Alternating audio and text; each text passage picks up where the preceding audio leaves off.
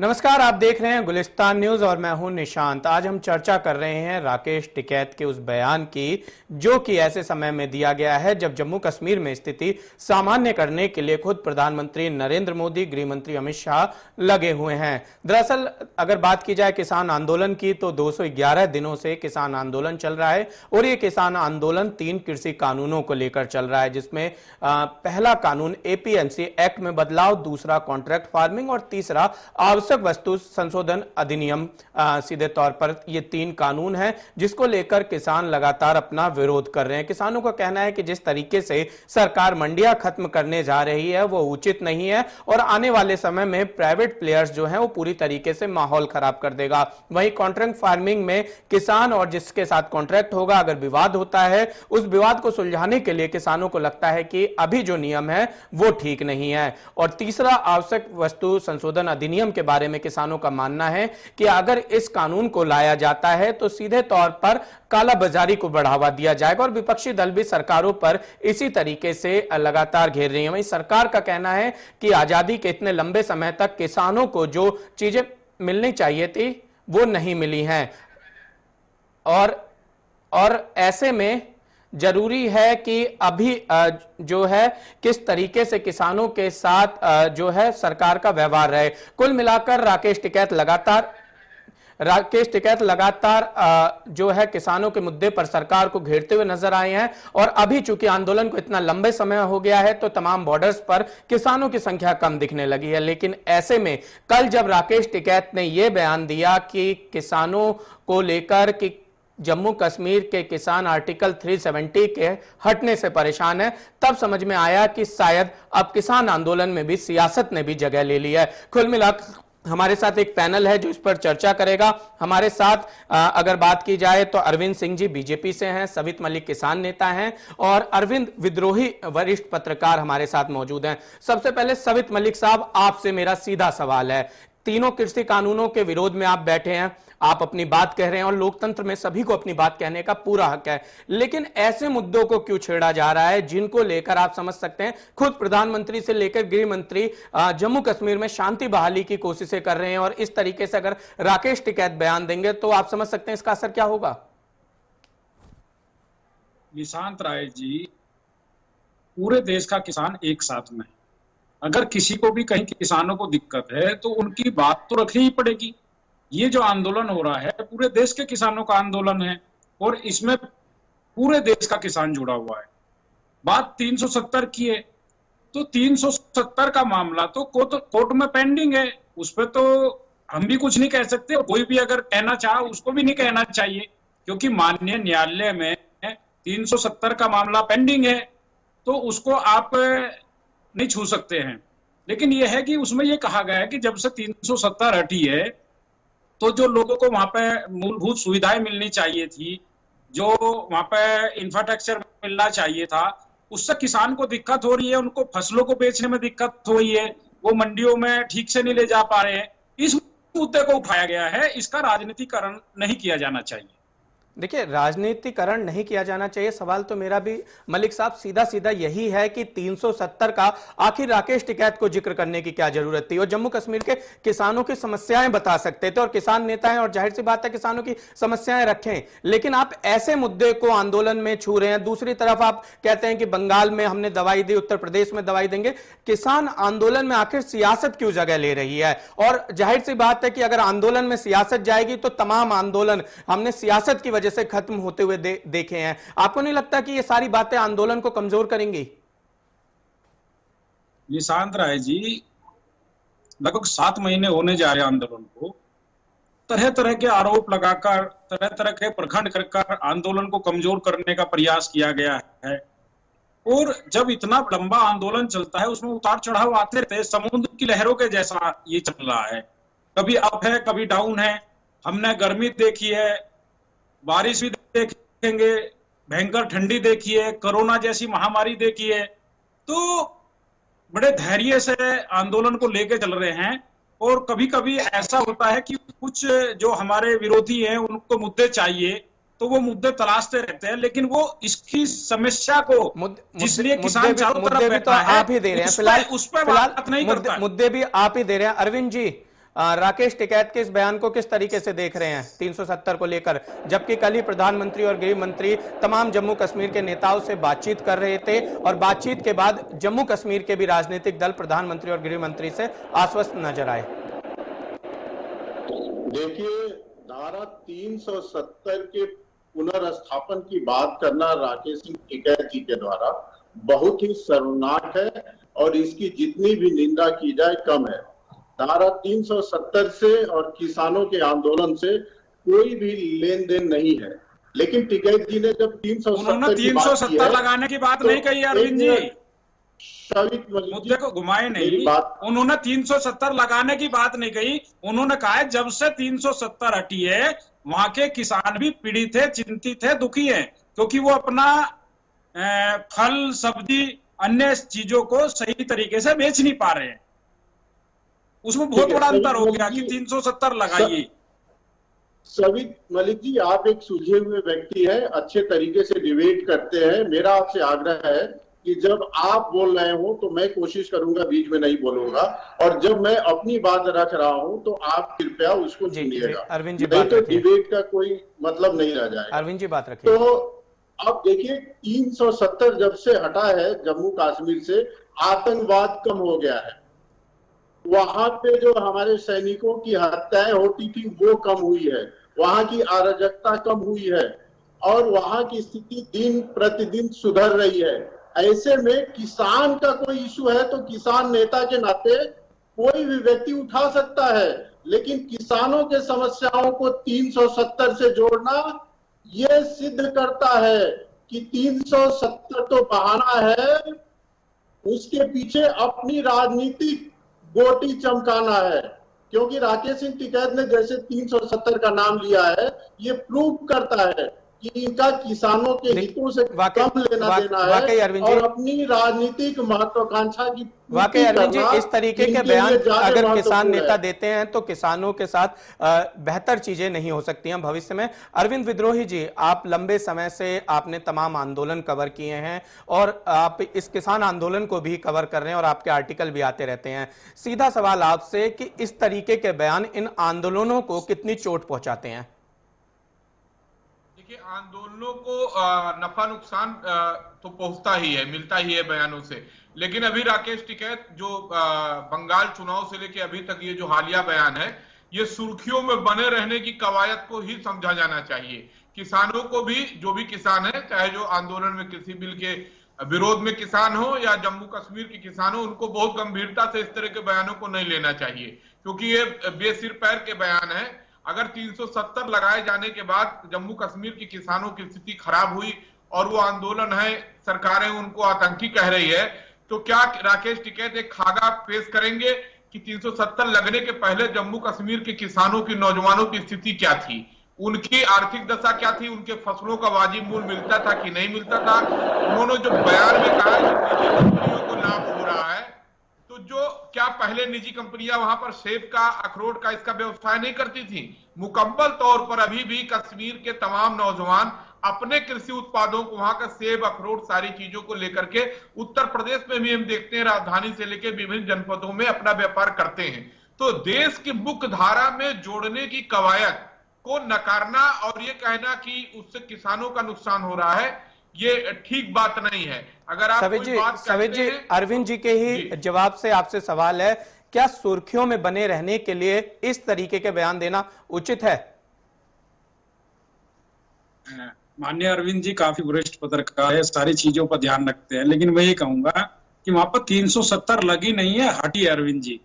जी, वो बोलते बोल गए हैं, मिस्टेक थी। जी जी जी। अच्छा, देखो, आंदोलन दिल्ली के चारों तरफ चल रहा है जी, सरकार को गंभीरता से लेना चाहिए जी। एक केस हो जाता है, उसको सरकार और पूरी मीडिया उठाकर खड़ा कर देती है जी, लेकिन वहां पर 600 प्लस किसान शहीद हो गए। राकेश टिकैत को भी तो गंभीरता से बयान देना चाहिए, उनकी जिम्मेदारी नहीं बनती? तमाम किसानों का नेतृत्व कर रहे हैं, उनकी कोई जिम्मेदारी नहीं है? राकेश टिकैत अगर गंभीर ना होते तो ये आंदोलन यहाँ तक ना आता। तो जब वो ये कहते हैं गंभीरता ही है आर्टिकल कि 370 जब वो हटने से परेशान किसानों थे। का नुकसान हुआ है, तो ये बात क्यों नहीं कह सकते कि जम्मू कश्मीर के किसानों को इरिगेशन की समस्या है, खासकर कश्मीर, बारामूला, ये तमाम जगह इरिगेशन की समस्या है, सरकार को इस पर काम करना चाहिए। अभी मेवा उद्योग को बढ़ाने के लिए सरकार को कुछ नए काम करने चाहिए। वो आर्टिकल 370 को आखिर बीच में क्यों ला रहे हैं? आप किसानों का मुद्दा आर्टिकल 370 का नाम लिए बिना भी रख सकते हैं। आखिर क्या कारण है कि आप ऐसे नाम, ऐसी चीजों को जोड़ रहे हैं जिसके बाद से देश में एक तरीके से दिक्कत पैदा हो सकती है? निशान जी, आप जानते हो किसान का बेटा ही सरकता है और किसान ही खेत में होता है। तो जो वहां पर हमारे आर्मी के भाई हैं, वो ही लोग वहां की स्थिति बताते हैं कि वहां पर क्या स्थिति है और कैसा चल रहा है और कैसे वहां पर लोगों की आजादी छीनी गई, कैसे। देखिए, दूसरा विषय आजादी छीनी गई या नहीं छीनी गई। अरविंद जी कुछ कहना चाह रहे हैं। अरविंद विद्रोही जी, पहले विद्रोही जी, अरविंद सिंह जी एक बार पहले विद्रोही जी को सुन लेते हैं, फिर आपको हुआ है। किसान देश के सवित जी हुआ है। सवित जी पहले विद्रोही साहब आप बोलिए। अभी नंग मानता है निशांत भाई। देखिए, मलिक साहब ने बहुत अच्छी बात एक कही है कि किसान का बेटा ही जवान होता है।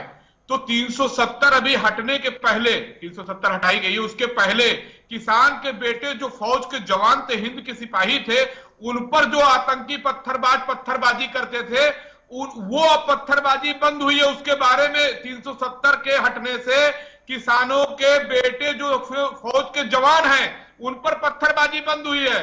वो इतना शुभ काम हुआ, इस पर क्यों नहीं चर्चा होती है? और कृषि उद्योग जो है, कश्मीर का कृषि उद्योग कैसे बढ़ेगा, इस पर चर्चा होनी चाहिए।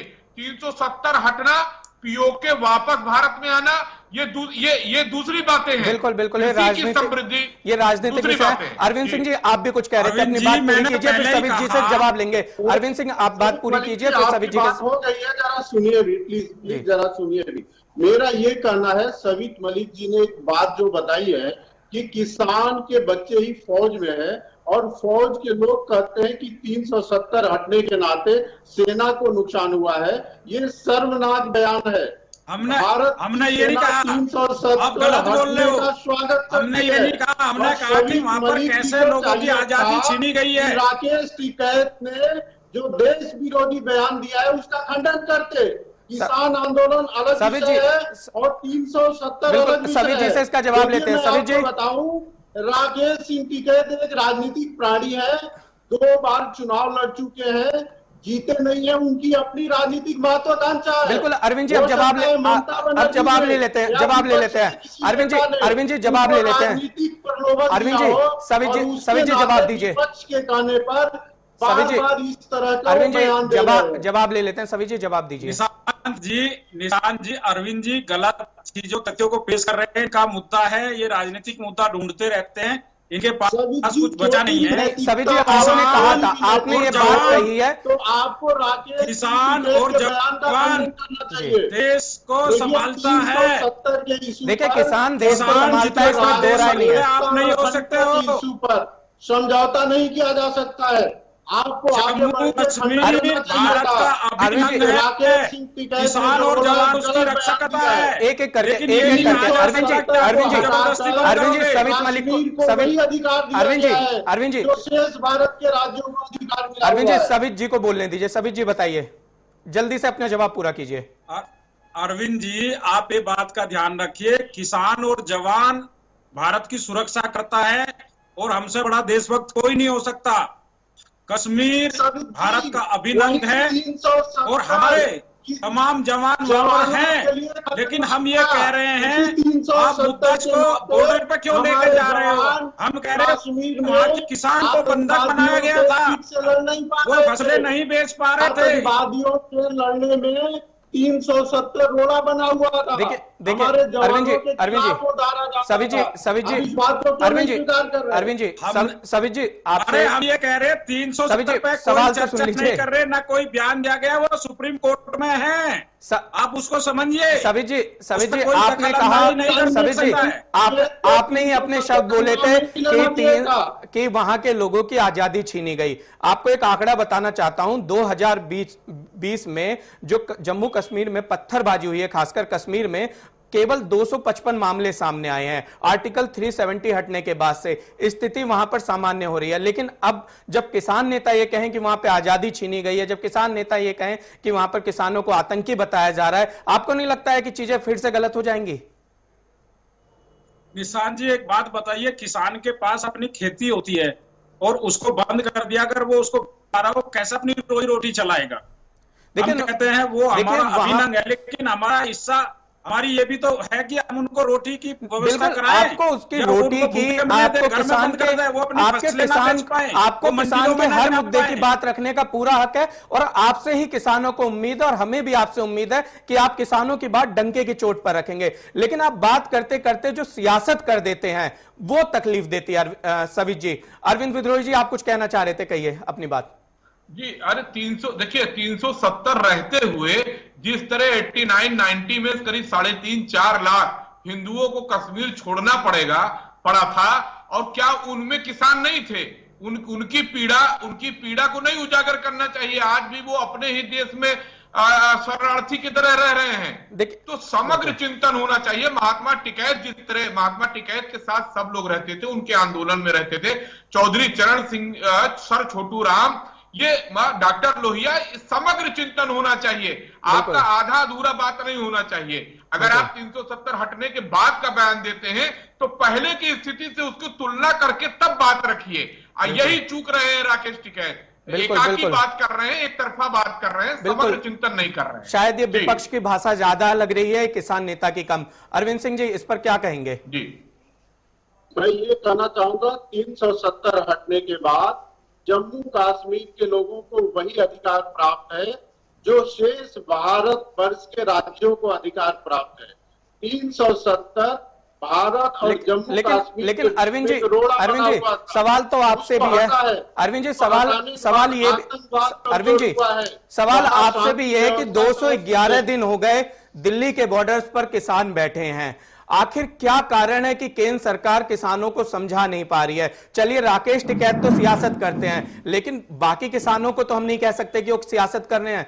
उनको, अगर आपकी तरफ से कुछ मिस इन्फॉर्मेशन उनके पास गई है, आखिर आप बातचीत की मेज पर किसानों को दोबारा क्यों नहीं लाते हैं? एक तो किसान धरने पर बैठे हैं, दूसरा दिल्ली और इसके आसपास के इलाकों की जनता को आने जाने में काफी तकलीफ हो रही है। आखिर आप इसको क्यों इग्नोर कर रहे हैं? आपकी सरकार क्यों इग्नोर कर रही है?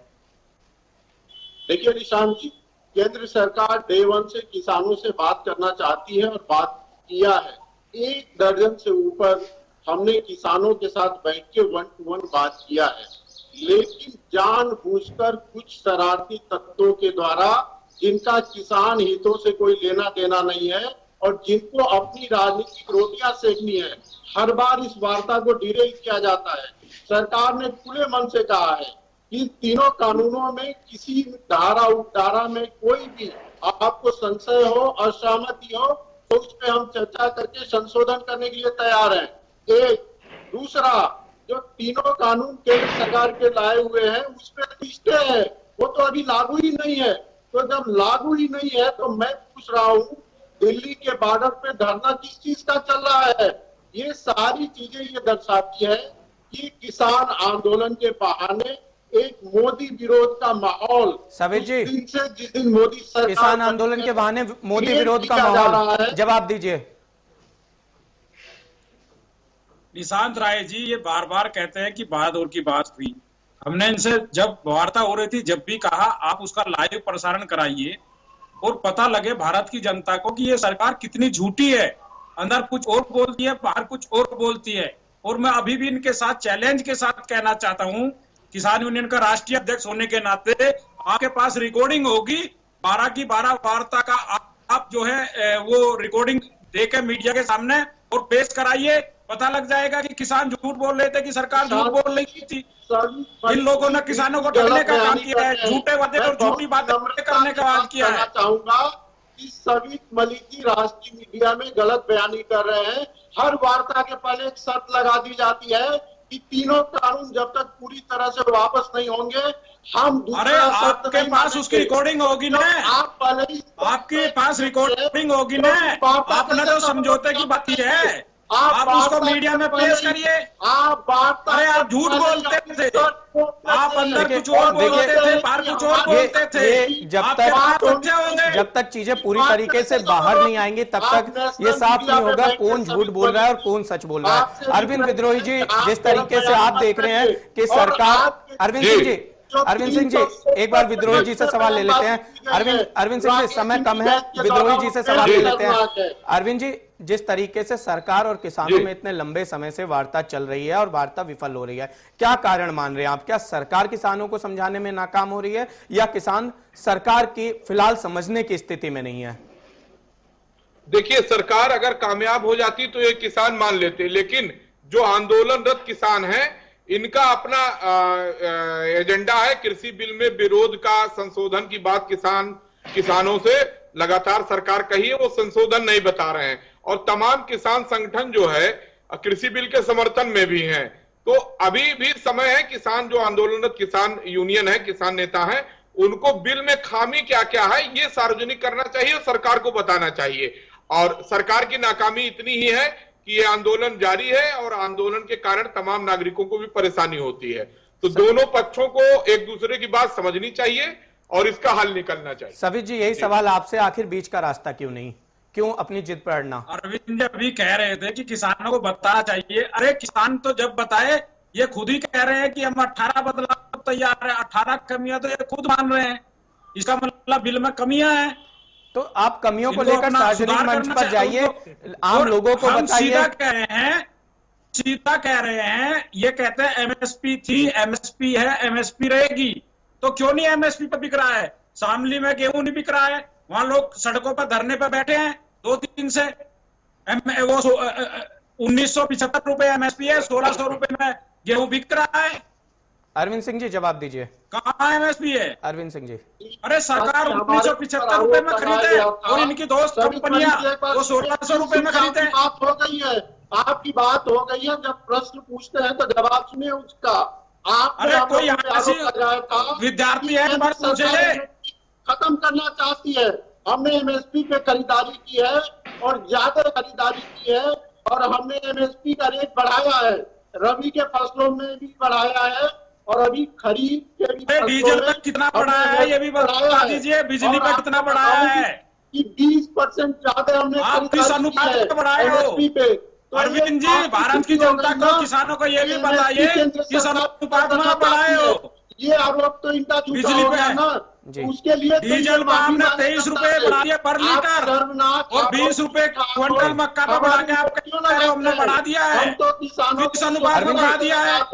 अरविंद विद्रोही जी, जिस तरीके से किसान और सरकार आमने सामने है, बीच का रास्ता क्या हो सकता है? देखिए, बीच का रास्ता सिर्फ ये हो सकता है, ये होना है कि जो भी संशोधन सरकार की तरफ से आए हैं कि 18 हम संशोधन कर सकते हैं, उस संशोधन को कर दे और इन 18 के अलावा किसान यूनियन के नेताओं को जो भी कमी लगती है वो उसको सरकार को बता दे। नहीं तो ये जिद पर अड़े रहना कि पूरा किसान बिल ही वापस हो और सरकार उसको वापस लेगी नहीं, क्योंकि किसी बिल में तमाम ऐसी चीजें हैं जो किसानों के लिए फायदेमंद है। बिल्कुल, किसानों के बेटे जवान नहीं है, जाहिर तौर पर समय कम है, जाहिर तौर पर बीच का रास्ता निकालना बेहद अहम हो जाता है क्योंकि 211 दिन धरने पर हो गए हैं। हमारे साथ सवित मलिक जी थे, हमारे साथ अरविंद सिंह जी थे। अरविंद विद्रोही जी, आप तीनों का बहुत बहुत शुक्रिया इस डिबेट में जुड़ने के लिए। और अभी सरकार और किसानों को बातचीत की मेज पर आना चाहिए और राकेश टिकैत जैसे नेताओं को इन बयानों से बचना चाहिए जो कि देश की शांति में कुछ दिक्कतें उत्पन्न कर दे।